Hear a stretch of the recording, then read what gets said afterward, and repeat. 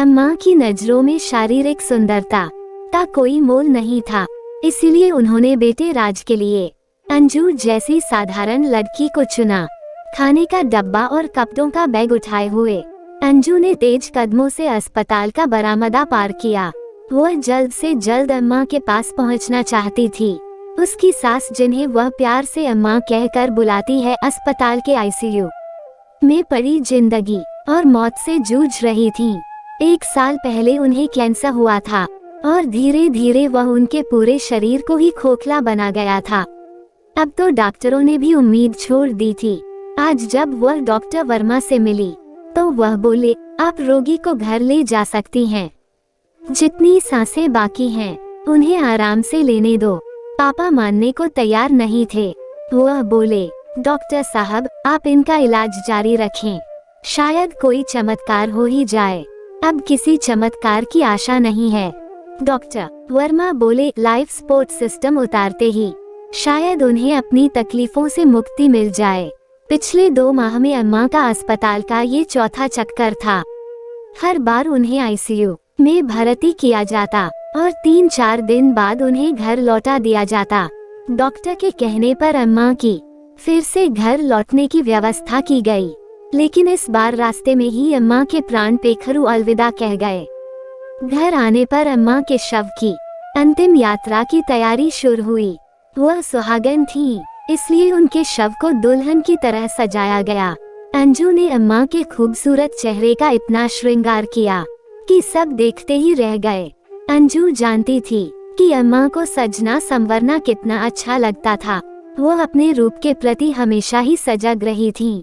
बीमारी की अवस्था में भी उन्हें अपने चेहरे की बहुत चिंता रहती थी।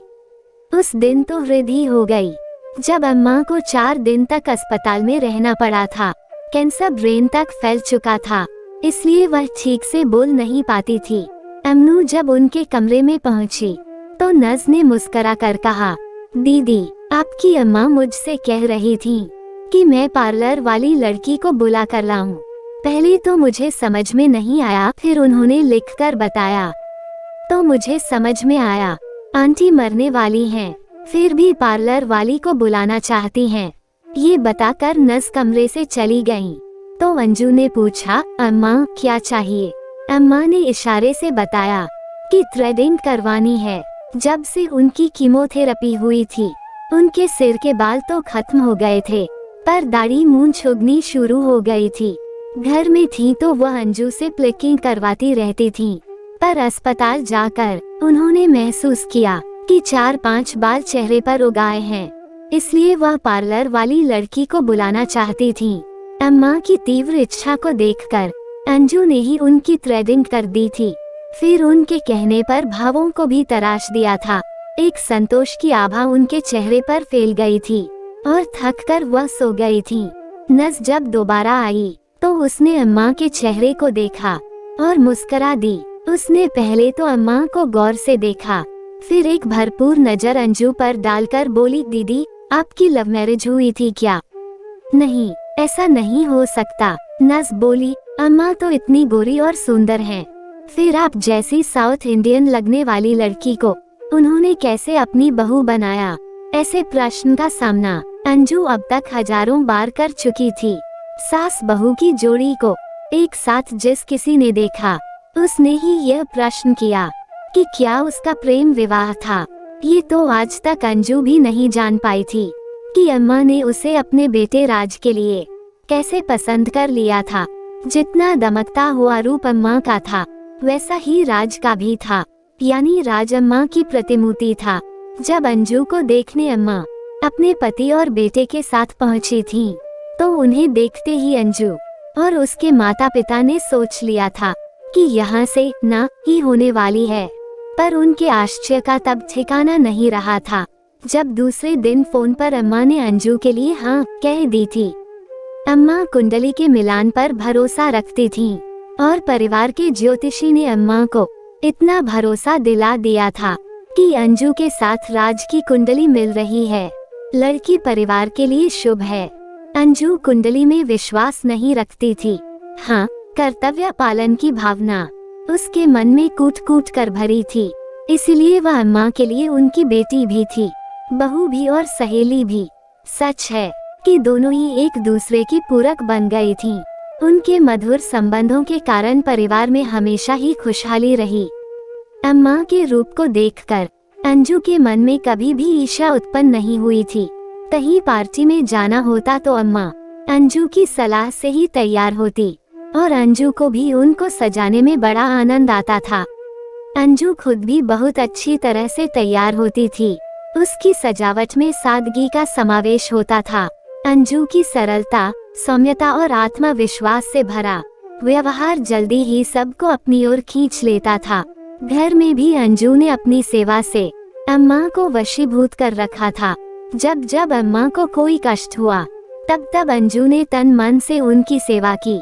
10 साल पहले जब अम्मा का पांव टूट गया था और वो घर में कैदी बन गई थी, ऐसे में अंजू 3 सप्ताह तक जैसे अम्मा की परछाई ही बन गई थी। उन्हीं दिनों अम्मा एक दिन बहुत भावुक हो गई और उनकी आंखों में अंजू ने पहली बार आंसू देखे थे। उनको दुखी देखकर अंजू ने पूछा था, अम्मा क्या बात है? क्या मुझसे कोई गलती हो गई है? नहीं नहीं, तेरे जैसी लड़की से कोई गलती हो ही नहीं सकती है। मैं तो अपने बीते दिनों को याद करके रो रही हूँ। अम्मा, जितने सुंदर आपके पति हैं, उतना ही सुंदर और आज्ञाकारी आपका बेटा भी है। घर में कोई आर्थिक तंगी भी नहीं है, फिर आपके जीवन में दुख कैसे आया? अंजू, दूर के ढोल सुहाने लगते हैं, ये कहावत तो तुमने भी सुनी होगी। मेरी ओर देखकर सभी सोचते हैं कि मैं सबसे सुखी औरत हूँ। मेरे पास सब कुछ है, शोहरत है, पैसा है और एक भरा पूरा परिवार भी है। अम्मा, साफ साफ बताओ ना, क्या बात है? आज तेरे सामने ही मैंने अपना दिल खोला है। इस राज को राज ही बना रहने देना। हाँ अम्मा, आप बताओ, ये राज मेरे दिल में दफन हो जाएगा। जानना चाहती है तो सुन। राज के पापा की बहुत सारी महिला दोस्त हैं, जिन पर वे तन और धन दोनों ही न्यौछावर करते रहते हैं। आप जैसी सुंदर पत्नी के होते हुए भी। अंजू हैरानी से बोली, हाँ, मेरा रूप भी उस आवारा इंसान को बांध नहीं पाया। यही मेरी तकदीर है। आपको कैसे पता लगा? खुद उन्होंने ही बताया। शादी के 2 साल बाद जब एक रात बहुत देर से घर लौटे तो पूछने पर बोले, राज की माँ, औरतें मेरी कमजोरी हैं, पर तुम्हें कभी कोई कमी नहीं आएगी। लड़ने झगड़ने या धमकियाँ देने के बदले यदि तुम इस सच को स्वीकार कर लोगी तो इसी में हम दोनों की भलाई है। और जल्दी ही यह सच्चाई मुझे समझ में आ गई। मैंने अपने इस दुख को कभी दुनिया के सामने जाहिर नहीं किया, आज पहली बार तुमको बता रही हूँ। मैं उसी दिन समझ गई थी कि शारीरिक सुंदरता महत्वपूर्ण नहीं है, इसलिए जब तुम्हें देखा तो न जाने तुम्हारे साधारण रंग रूप ने भी मुझे इतना प्रभावित किया कि मैं तुम्हें बहू बनाकर घर ले आई। राज भी इस सच को शायद जानता है, इसलिए उसने भी तुम्हें स्वीकार कर लिया।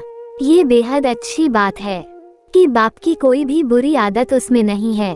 अम्मा की आपबीती सुनकर अंजू को इस घर की बहू बनने का रहस्य समझ में आ गया। राज अपनी माँ से भावनात्मक रूप से इतना अधिक जुड़ा हुआ था कि उसकी माँ की पसंद ही उसकी पसंद थी।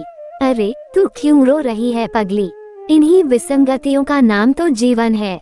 हर इंसान पूर्ण सुखी नहीं है। परिस्थितियों को जानकर उन्हें मान लेना ही जीवन है। अम्मा, आपने ये सब क्यों बर्दाश्त किया?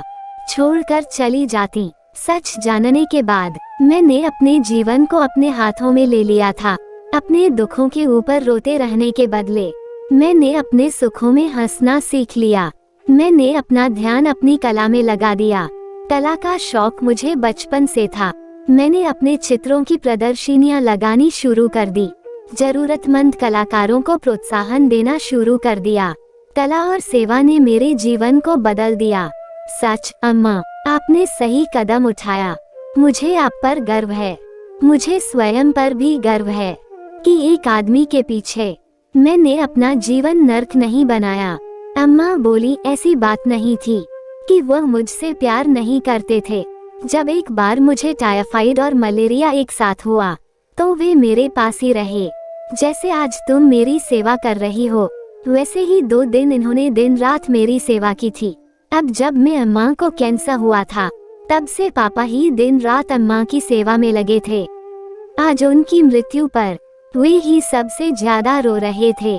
उनके आंसू थमने का नाम नहीं ले रहे थे। अम्मा के अंतिम दर्शन पर वे बोले, अंजू बेटा, तुमने अपनी माँ को सजा तो दिया है, पर एक बात तुम बिल्कुल भूल गई हो। पापा, क्या बात? परफ्यूम लगाना भूल गई हो। वह बिना परफ्यूम लगाए कभी बाहर नहीं जाती थी। आज तो लंबी यात्रा पर जा रही हैं। उनके लिए एक बढ़िया परफ्यूम लाओ और उन पर छिड़क दो। मेरे लिए उनकी यही पहचान थी। जब भी किसी बढ़िया परफ्यूम की खुशबू आती, तो मैं बिना देखे ही समझ जाता था कि मेरी पत्नी यहाँ से गुजरी है। आज भी जब वह जाए, तो बढ़िया परफ्यूम की खुशबू मुझ तक पहुँचे। मैं इसी महक के सहारे बाकी के बचे हुए दिन निकाल लूंगा। इतना कहकर पापा रो पड़े। अंजू ने परफ्यूम की सारी शीशी अम्मा के शव पर छिड़क दी और 4 लोग उनकी अर्थी को उठाकर अंतिम मुकाम की ओर बढ़ चले। दोस्तों, अगर आपको कहानी अच्छी लगी तो कमेंट जरूर करना, वीडियो को लाइक और चैनल को सब्सक्राइब करें। कहानी सुनने के लिए बहुत बहुत धन्यवाद।